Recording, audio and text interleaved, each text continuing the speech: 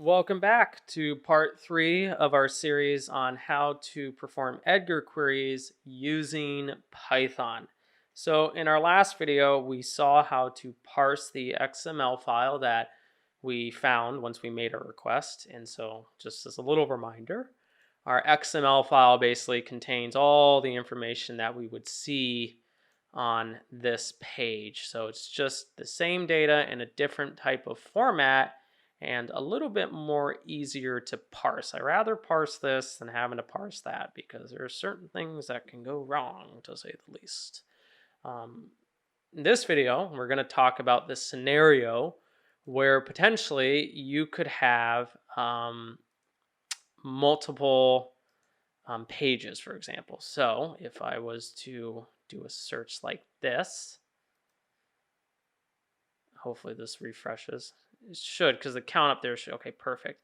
So you notice right here, down here, it has like a page 10, right? So again, keep an eye on the URL and let's see what happens once it loads.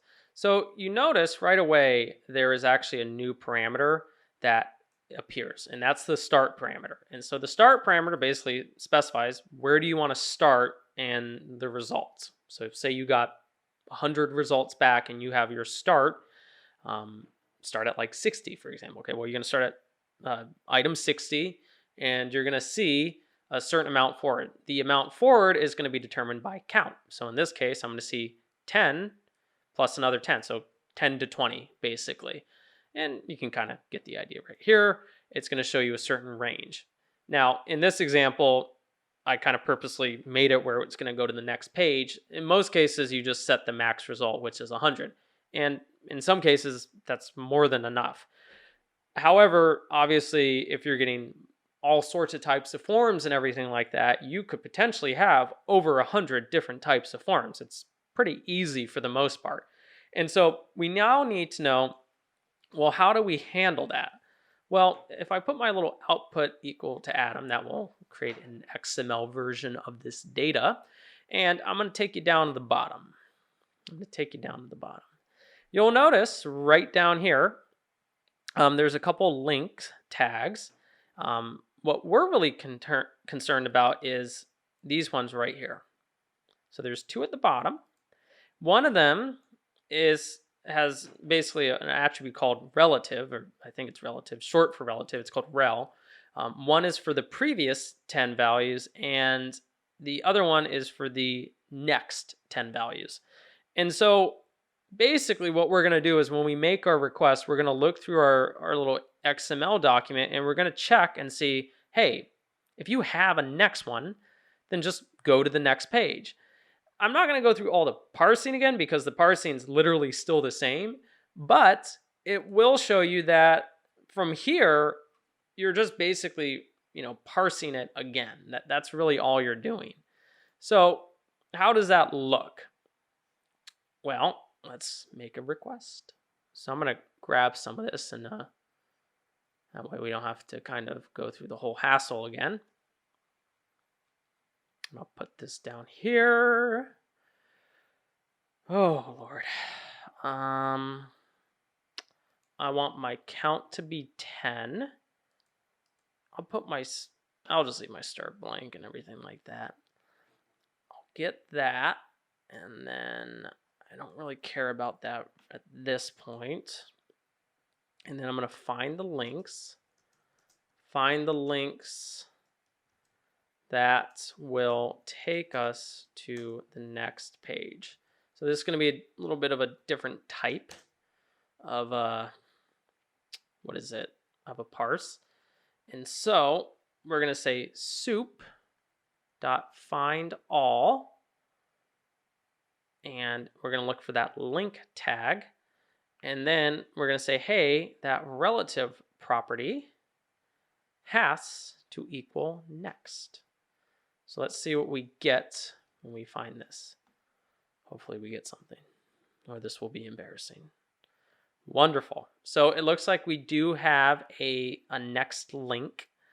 And so from here, we're going to wrap kind of all of our other code in a while loop. And so we'll say while there is still a next page.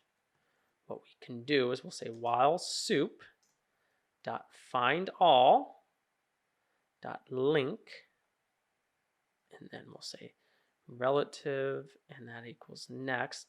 As long as it does not equal blank or blank empty list, then keep going.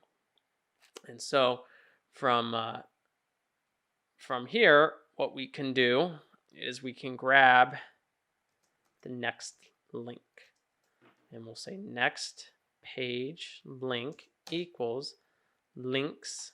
We'll get the first item. There usually should only be one item, but just for simplicity, we will then just again print some stuff. So we'll print our little bracket thing 100, and then we'll print the next page link. Let's see what we got. Oh, you know what I did? I created an infinite loop. That's not good.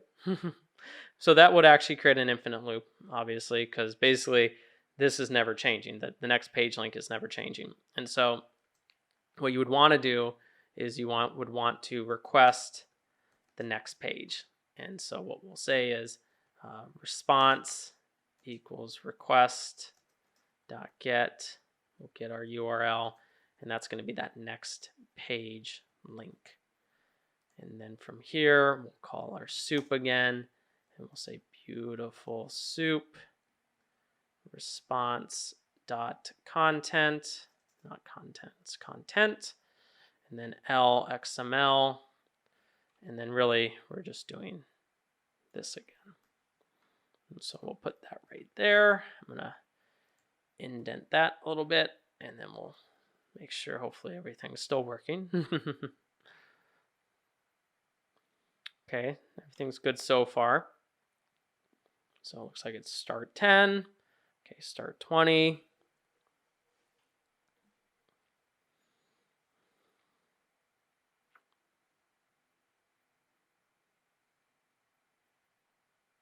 Oh, I guess there was only 2. I was waiting. I thought there was going to be more. I guess that makes sense. I think there was only like 20 10Ks or something like that. So this is how you would paginate if you want to go to the next page and everything like that. And then, obviously, how would you parse this at the same time? For the most part, what I would probably do, I'd probably wrap it in a function, to be honest. I think that would probably be best. And so you could say like, hey, define parse entries, and then we'll put that as a little function. And then we'll pass through our soup. That's basically going to be our little parameter.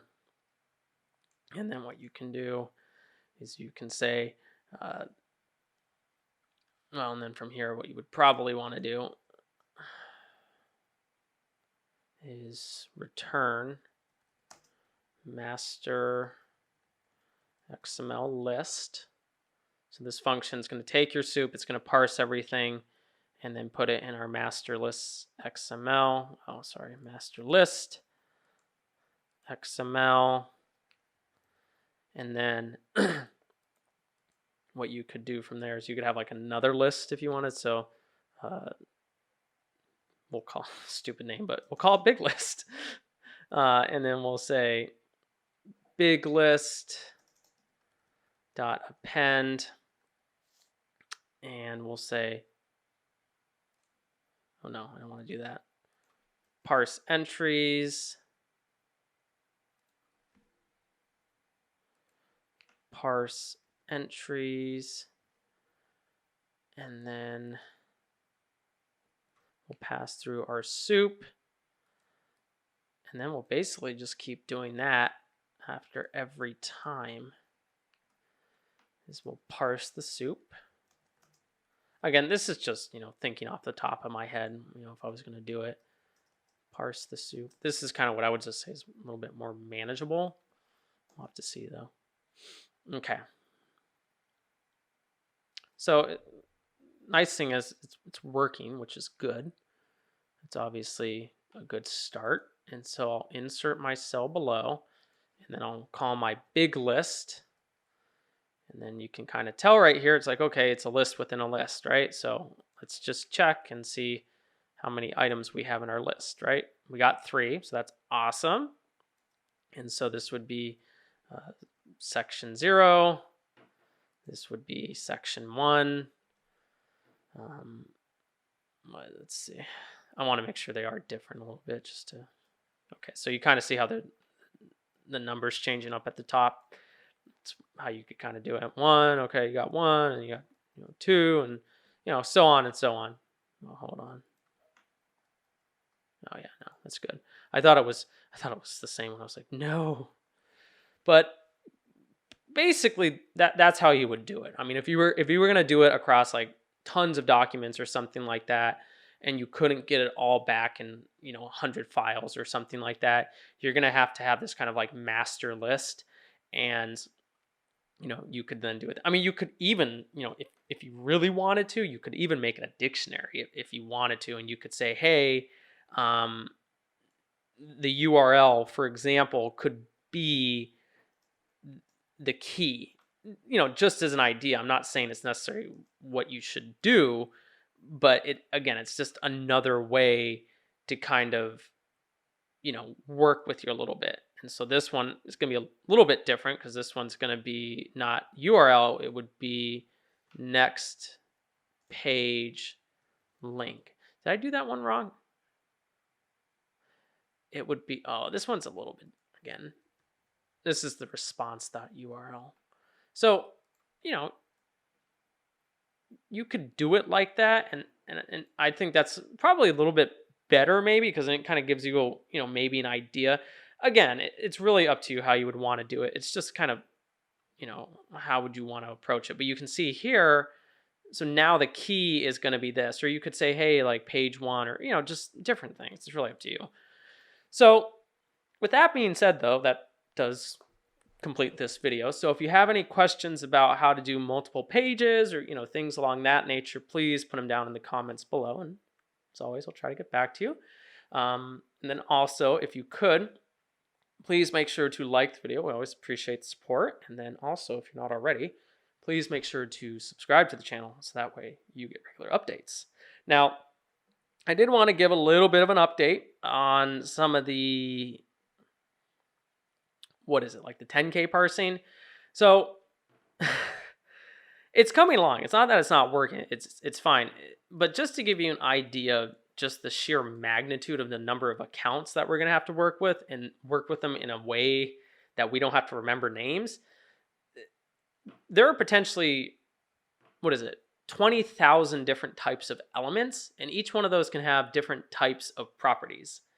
And so I found this like Excel workbook, I think on FASB or something, but it's hidden. It's like, of course, like not in the most obvious spot that you would think it's at. But basically we can make a very detailed database. I mean, it's kind of scary, to be honest, like how detailed, but we're going to have to treat each element inside our 10K as their own little localized piece, item. But just to give you an idea of just like some of the descriptions and labels, like you'll get every description for each element, you'll get a label, you can get an ID from it. If they're a US GAAP account, we can get the balance of each one of those, the group, the period type, if it's like a balance sheet item, if it's a duration. So basically, is it going to be something that you just measure a snapshot in time, or is it over a certain period? So just tremendous amount of data. There's also these presentation items as well. And with these ones, this is where we can go and start building our financial statements. And I can tell you specifically how each line item is supposed to appear, in which order, which def it's going into, and just phenomenal amount of data. I mean, it's remarkable. Problem is, it's a lot to organize because I can't find anyone else who's organized it. It's a pain. And so I have to kind of build all this stuff, not necessarily from scratch, but, just organizing it all. And so this is really some of the stuff that we're going to be able to build, is we can build entire account statement. It's awesome. We'll be able to see calculations, like how the calculations are being calculated, the order in which they're calculated, just a lot of interesting stuff. Hold on. I want to make sure. There's labels, there's, well, hold on. You can see, just all sorts of cool stuff. There's a definition section. There's references. There's 10 references. There's a ton in here. It's crazy stuff. So it's coming. I don't want to give the impression it's not coming. It's coming. It's just there's so much to sift through, and it's mind-boggling. And ideally, what it would allow us to do, I think I have it opened somewhere. Where is it? I have like 7 different books, and they're all, of course, the same because I like to confuse myself. Yeah, here it is. This is one of them. So this is basically where I have to take each one of these. I take the Excel document, I have to put them into a dictionary format, and then I have to somehow mash up all the different tables into a single one if I wanted to, because, we might want to see different things at different points. And so I'm trying to basically create this like master dictionary, remove the duplicates if there's duplicates, just stuff like that. And then I think one of them too, I think it's this one, the headers one. This is one where I'm showing so I'm creating all these functions that shows how to parse it and stuff like that. And then there's also we'll be able to get the start date, the end date for every single element in that freaking 10K. It's awesome. And then we're basically going through, and I have to recreate all of this stuff so that way it comes back in a JSON format, because right now it's XML, and we might not necessarily want XML, but we'll have things like the value, we'll have the item type, the context reference, and then you'll see the equity, like the actual line item that it is, the value, just tremendous amount of data, but God, organizing it. So yeah, it's coming, I promise. So thank you again for watching, everybody. We will see you in the next video.